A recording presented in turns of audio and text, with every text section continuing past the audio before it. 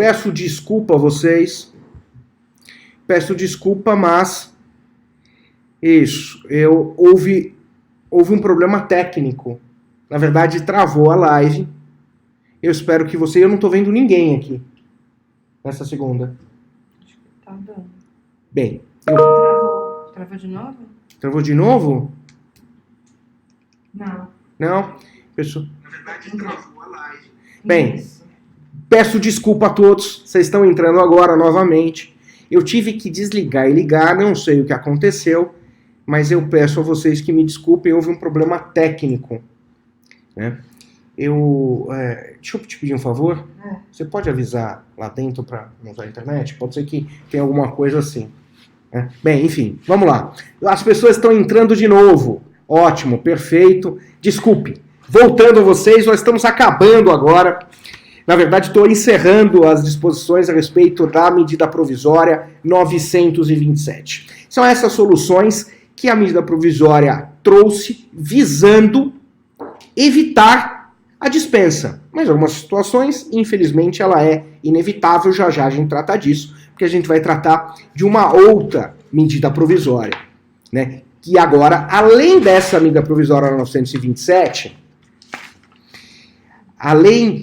Bem, eu estou recebendo aqui do meu pessoal de apoio, eu estou recebendo para uma questão para responder a Natália. A Natália tinha feito a pergunta se os benefícios eram devidos ou não no caso de home office. Eu até disse que, na verdade, que, por exemplo, alguns benefícios não faria sentido, como, por exemplo, o Vale Transporte. Porque o que estão me dizendo aqui, se depende, né? Se definido por meio de negociação coletiva ou diretamente com o trabalhador, isso é válido. Então, você pode, obviamente, no aditamento colocar se isso é devido ou não, e me parece que está correto. Inclusive, não só a questão do Vale Transporte, que pode cortar, porque não tá, mas a questão do Vale Alimentação. Essa do Vale Alimentação depende aí de acordo para as partes. Agora, voltando à questão, saindo um pouco da discussão a respeito da medida 927, eu avanço um pouco e vou para outra medida provisória, mais recentemente lançada e muito interessante, que é a medida provisória 936, que traz um programa emergencial de manutenção de emprego e renda. Bem, essa medida provisória trouxe 3 questões que são muito importantes, visando a manutenção do emprego. A primeira, o pagamento do benefício emergencial, criação deste benefício. A segunda, a redução proporcional da jornada de trabalho e do salário. E a terceira, suspensão temporária do contrato de trabalho. Vamos a elas. A primeira questão trata do benefício emergencial. O benefício emergencial é pago pela União, então ele não onera a empresa. Então, esse é um benefício, e já já a gente vai entender como ele é pago, como ele é calculado, mas a União está pondo a mão no bolso, está ajudando o empregador, está complementando renda, está pagando o salário. E a base de cálculo desse salário que é pago pela União, esse benefício, é justamente o salário de desemprego. Então, vamos entender isso um pouquinho mais para frente.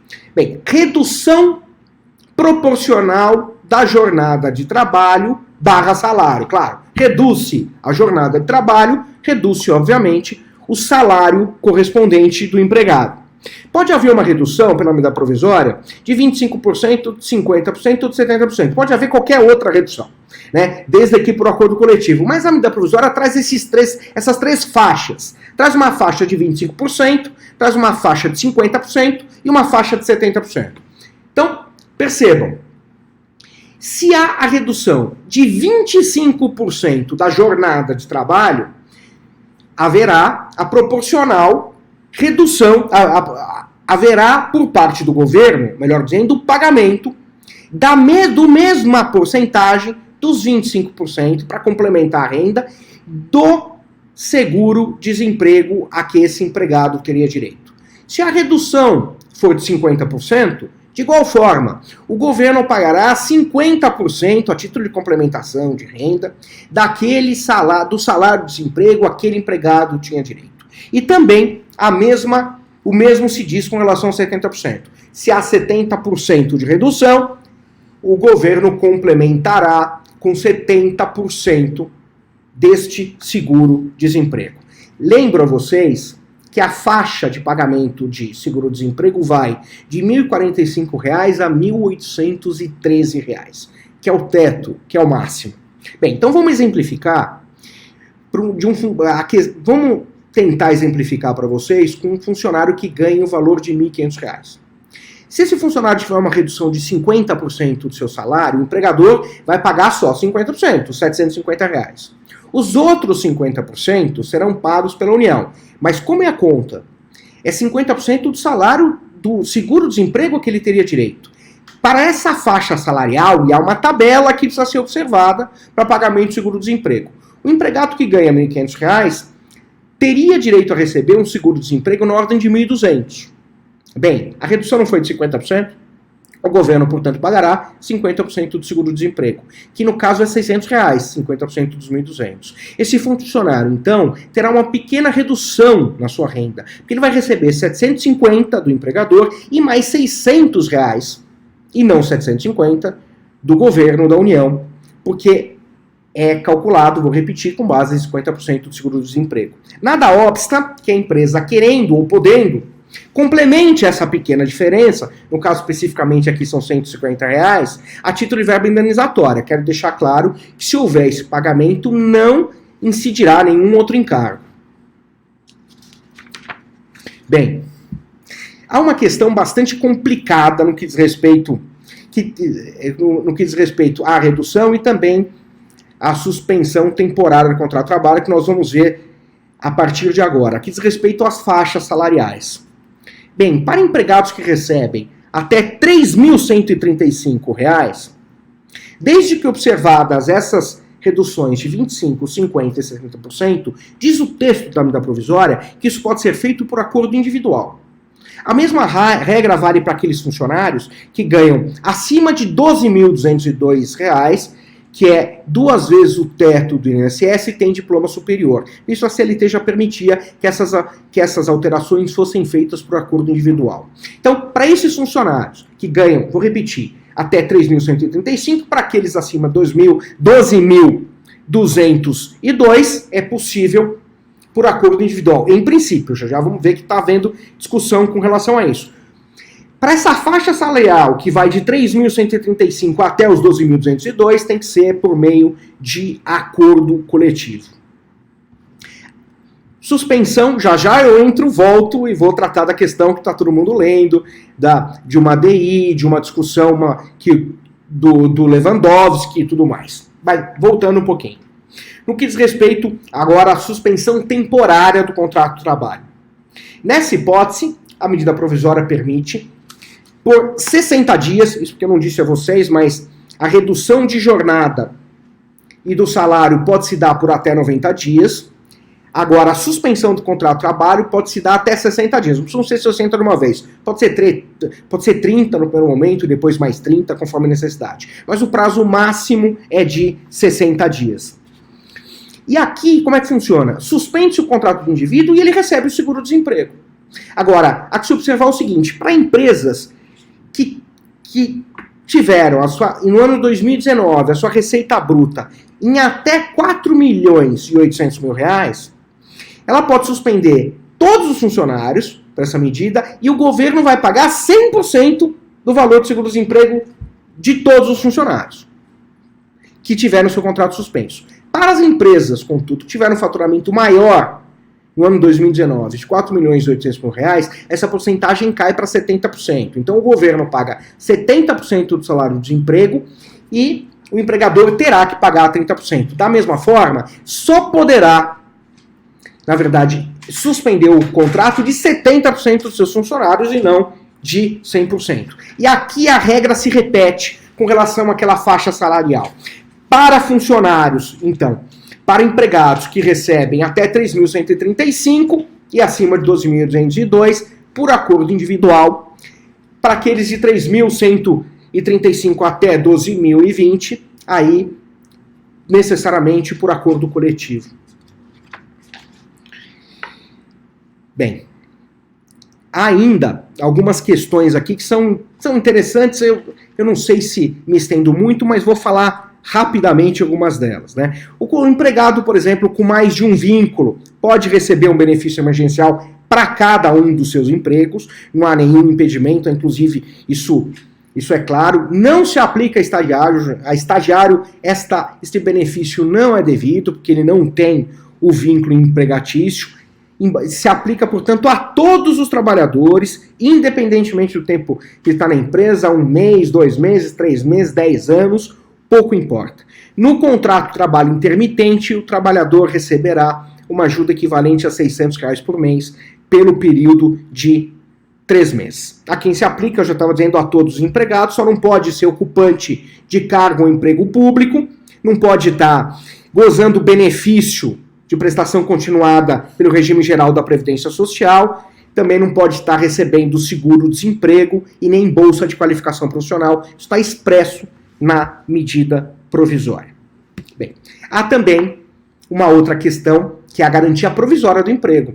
Quer dizer o seguinte, se a empresa se utilizar desses expedientes, seja suspensão, seja redução de jornada / salário, assim que findar isso, o empregado tem uma estabilidade pelo mesmo período em que foi utilizado o benefício, seja 60 ou seja 90 dias. E aí não pode demitir o funcionário. Se houver demissão, a própria medida provisória traz multa, traz penalidade, né? E tem lá uma tabelinha, né? E que é só observar que é 50% do salário de multa, é o que o empregado teria direito, por exemplo, na hipótese de redução de valor igual ou superior a 25%, mais inferior a 50%, e aí vai indo, vai de 75%, vai até 100% a multa do valor a que ele teria direito.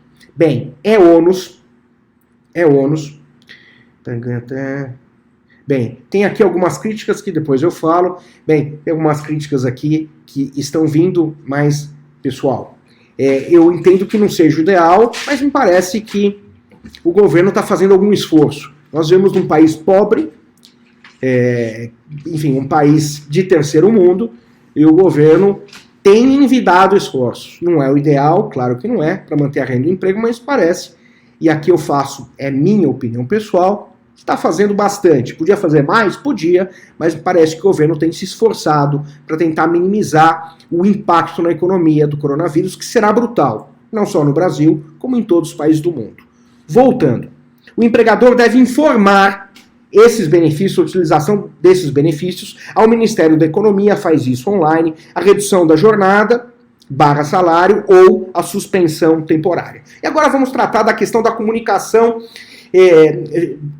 melhor dizendo, não, da questão de se poder fazer isso por acordo individual ou por acordo coletivo. Houve o ajuizamento de uma ação direta de inconstitucionalidade, ação direta de inconstitucionalidade 6363, e houve uma liminar deferida pelo ministro Lewandowski, que quando saiu, deu a impressão, cá entre nós, deu a impressão que não se podia, ou não haveria validade jurídica para aqueles acordos individuais, mesmo nas faixas salariais permitidas pela medida provisória, ou pelo menos se criou, a partir dessa liminar, uma discussão enorme, se trazia ou não insegurança jurídica para o empregador, mas o fato é que a medida provisória já previa obrigatoriedade de comunicação ao sindicato nos acordos individuais, quero deixar claro, no prazo de 10 dias. Hoje, o ministro Lewandowski, numa decisão que conhece uns embargos de declaração opostos àquela decisão, fez o seguinte esclarecimento. Leio. Esclareço para afastar quaisquer dúvidas e sem que tal implique em modificação da decisão embargada que são válidos e legítimos os acordos individuais celebrados na forma da MP 936/2020, os quais produzem efeitos imediatos, valendo não só no prazo de 10 dias previsto a comunicação do sindicato, como também nos prazos estabelecidos no título 6 da CLT, agora reduzidos pela metade. Atenção para a parte que prossegue. Ressalvo, contudo, a possibilidade de adesão por parte do empregado à convenção ou acordo coletivo posteriormente firmados, os quais prevalecerão sobre os acordos individuais naquilo que, com eles, conflitarem, observando-se o princípio da norma mais favorável. Na inércia do sindicato, subsistirão integralmente os acordos individuais, tal como pactuados originalmente pelas partes. O que me parece é que o ministro Lewandowski está tentando explicar. Está tentando dizer o seguinte: não, os acordos individuais são válidos. O que você precisa fazer é comunicar o sindicato. Mas para que comunicar o sindicato? Bem, primeiro, que já havia uma interpretação constitucional dos entendidos da Justiça do Trabalho de que qualquer redução de salário na jornada, pouco importa, jornada e salário, mesmo mantendo o mesmo salário base, o salário hora base, né, é inconstitucional. A menos que o sindicato participe dessa redução. Essa é uma interpretação constitucional. O que o Lewandowski está dizendo é o seguinte: gente, eu não estou dizendo que não vale, eu estou dizendo que precisa comunicar, com a própria medida provisória esclarece, em 10 dias. Agora, essa comunicação, qual é a razão de existir? Eu comunico o sindicato que não pode fazer nada? Pode. Ele pode, querendo, estabelecer uma discussão para firmar um entendimento coletivo, um acordo coletivo, por que não? Agora, ele precisa se manifestar. Ele precisa se manifestar. A maioria entende que é no prazo de 8 dias, eu entendo até que o princípio da isonomia poderia até ser em 10 dias, mas o fato é que, não se manifestando, o sindicato estará referendado ao acordo individual, mas ele pode se manifestar avisando, sim, a discussão coletiva. E aquilo que for tratado via sindicato vai se sobrepor ao individual. Me parece razoável, até porque cá entre nós não faz nenhum sentido comunicar o sindicato não pode fazer nada. Mas, de qualquer forma, isso traz alguma insegurança? Traz. Para aquele que vai fazer o acordo individual, é verdade. Isso quer dizer para não fazer? Não. Nós estamos numa época de emergência, excepcionalidade. Então é preciso agir rápido. Então, se houver necessidade, faça por acordo individual, mas há necessidade, quero deixar claro, de comunicar o sindicato em 10 dias. Cá entre nós, a discussão coletiva é melhor. Então, se o sindicato vier e quiser discutir isso, me parece importante que se faça. Comunicação pode ser feita por meio eletrônico? Penso que sim. Não só por via postal com a R, desde que haja comprovação de recebimento. Bem, prosseguindo um pouquinho, eu vou tratar de uma questão muito rapidamente e depois vou falar de uma jurídica que me parece mais importante para a gente discutir. Então, a primeira, pontuando muito rápido. Houve também um projeto de lei que abicou num decreto 10.316, de 7 de abril de 2020, que trouxe aquele benefício emergencial de R$600, que nós temos visto na TV, as filas e mais de 30 milhões de brasileiros já se habilitaram para recebê-lo. Né? Para você receber esse benefício emergencial de R$600, você tem que ser maior de 18 anos, não tem emprego formal, ou seja, não pode ter carteira assinada, né? Você não pode estar recebendo outro benefício previdenciário, como, por exemplo, seguro-desemprego, auxílio-doença. E a renda familiar por pessoa não pode ultrapassar meio salário mínimo, ou seja, hoje, R$ 522,50. E nem pode receber quem tem uma renda total familiar de até 3 salários mínimos. Assim. Ou seja, R$ 3.135. E também não tem direito a pessoa que declarou no imposto de renda rendimentos tributáveis superiores a R$ 28.559,70 no ano de 2018. Além de tudo isso, para fazer jus a esse benefício, a pessoa pode ser microempreendedor individual, MEI, ser contribuinte individual ou facultativo da Previdência Social e trabalhador informal inscrito aí num cadastro único. Bem, até 2 pessoas da mesma família podem receber esse benefício, totalizando no máximo R$ 1.200. Se a pessoa já recebe Bolsa Família, ela vai escolher qual dos dois é mais favorável, mas durante o período, ela pode receber e vai receber na mesma data. Então, isso para os trabalhadores informais, há um cadastro, quem não está cadastrado é só se cadastrar, se faz isso online por aplicativo ou mesmo pelo site, não tem problema nenhum. Peraí, se tá, aqui parece explicou, deixou claro. Professor, eu não entendi aqui, o ministro Lewandowski, só voltando, se perdeu no seu posicionamento. Na realidade, o que me parece aqui, Roberto, agradeço aqui a sua intervenção, é que Lewandowski quis abrandar um pouquinho nessa embaixo da declaração. Falou que não mudou nada, mas quis esclarecer que os acordos individuais são válidos, né?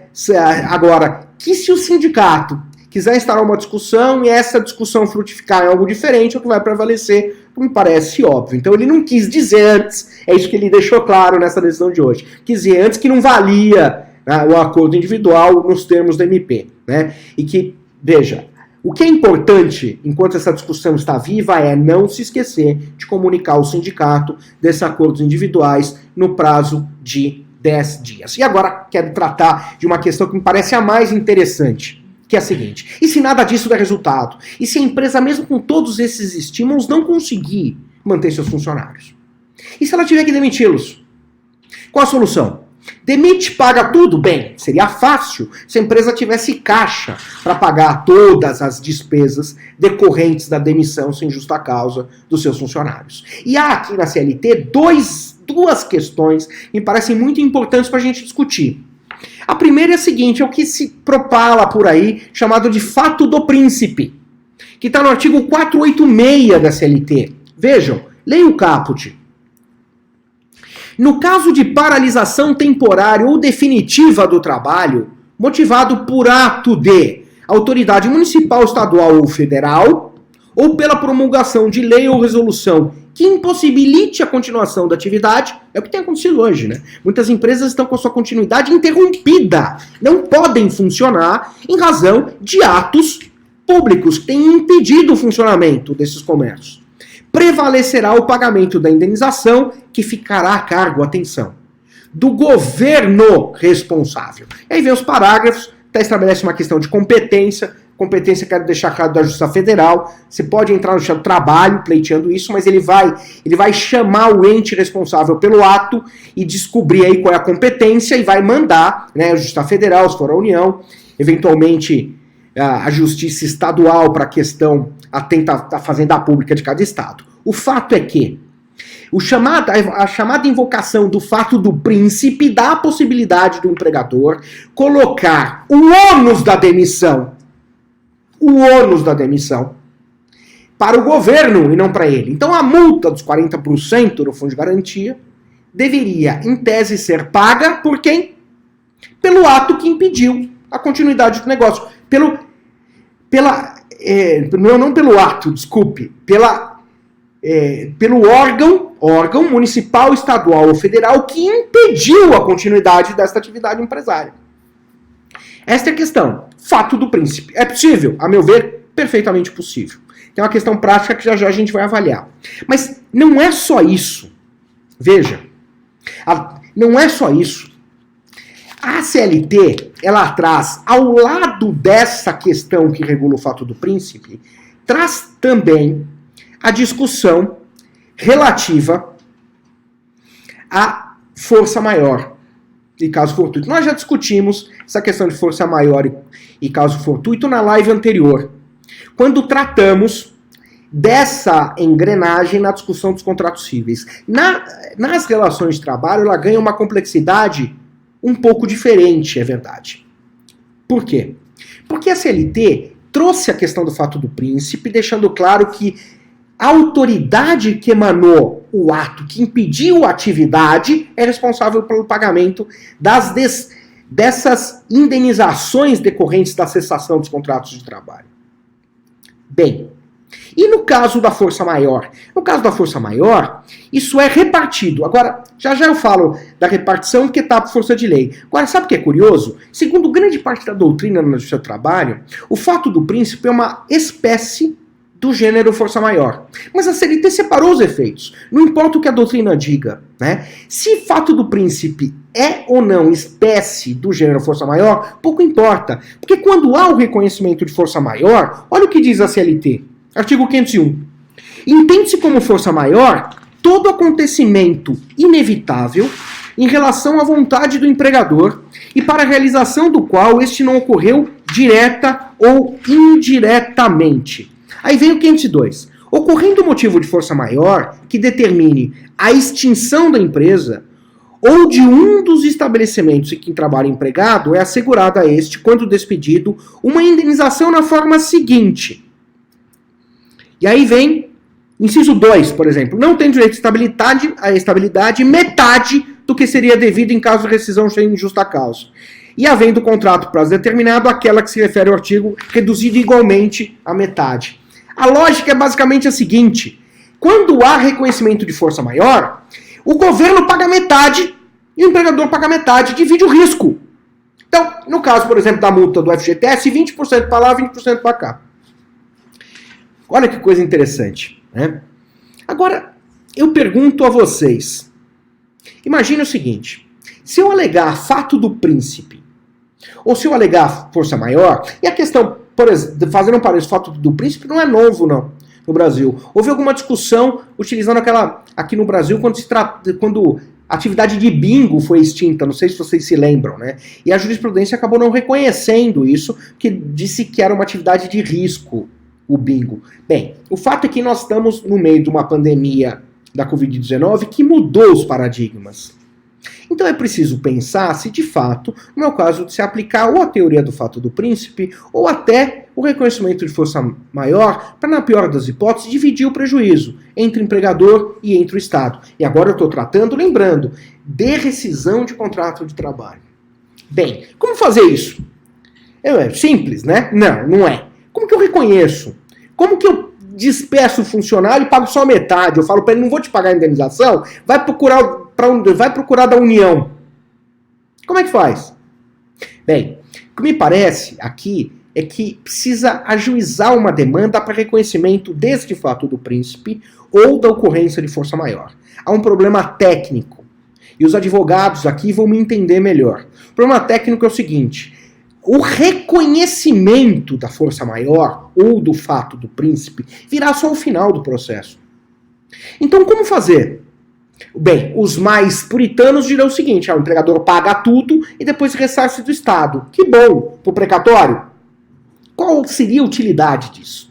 Agora, seria possível cogitar de uma tutela provisória, numa ação desta, uma tutela que antecipasse algum efeito dessa decisão, ou seja, reconhecesse aqui há força maior, então me autorize desde já a pagar metade tão somente das verbas rescisórias, impondo ao governo que pague a outra obrigação de fazer.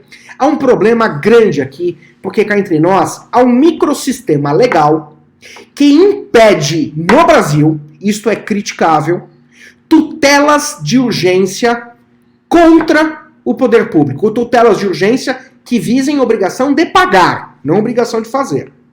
Para as obrigações de pagar, é um microsistema que veda. Simples assim. O Estado no Brasil não é compelido a pagar o particular de forma antecipada. Mas será que numa situação como essa que estamos vivendo, não seria de se cogitar? Eu não poderia, numa técnica processual um pouco mais refinada, é verdade, invocar o princípio da proporcionalidade? O princípio da proporcionalidade ajuda bastante aqui. Eu não vou me estender. O princípio da proporcionalidade tem várias vicissitudes. Mas ele impõe uma análise à luz do caso concreto. Aquele caso concreto impõe colocar o juiz na seguinte situação. É como se fosse uma balança. Há valores nos dois polos da balança. Qual o valor que naquela situação concreta merece maior prevalência, maior preponderância? Então, nesses casos, poderíamos cogitar, invocando-se o princípio constitucional da proporcionalidade, afastar eventual impedimento para esse tipo de tutela, pedindo uma tutela provisória desde já, para que o Estado arque com parte disso. E há outros vários argumentos. Aqui eu poderia justificar, numa situação como esta, que essas verbas, conquanto indenizatórias, elas teriam um caráter alimentar, né? E aqui me pergunta, por exemplo, o Emerson, se o funcionário demitido é corréu, né, juntamente com o Estado-nação. Isso não necessariamente, Emerson, pode até ser, mas não necessariamente. Questão, você pode pagar ao funcionário aquilo que entende de direito e o resto pretender do Estado, se você adiantar, ou você pode levar também colocar o réu para que ele seja colocá-lo, o empregado como réu, para que ele seja beneficiário desta ação. Isso não é simples, e vou dizer, a jurisprudência é resistente a esse tipo de solução. Quase que maciçamente. O fato é que estamos diante de uma situação muito inusitada. A situação do Covid-19, do coronavírus, trouxe para nós um desafio jurídico enorme, trouxe para a economia um desafio que, acreditem no que eu vou dizer, nós demoraremos anos, se não uma década, para nos recompor. Então é preciso, nesse momento, diante de uma situação excepcional, como eu disse na live anterior, adotar medidas excepcionais. Eu não estou dizendo nem estimulando os empresários e empregadores a demitir seus funcionários e passar a conta para o Estado. Não é isso. Eu estou dizendo que, em algumas situações limite, isso poderá ser discutido, sim, na esfera judicial.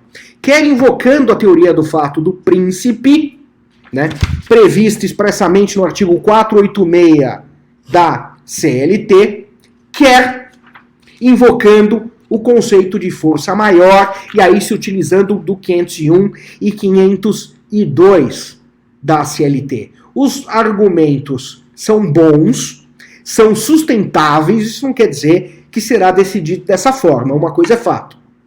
O governo tem tentado, por meio das medidas provisórias que nós já conversamos, tem tentado de todas as formas mitigar os efeitos desta pandemia ou desse isolamento social nas relações de emprego. E para isso tem dado uma série de estímulos. Então fica no mínimo antipático que o empresário, sem se utilizar desses expedientes, mande todos os funcionários embora. Mas é possível. Dependendo da atividade, é perfeitamente possível que não haja outra solução. E vou além.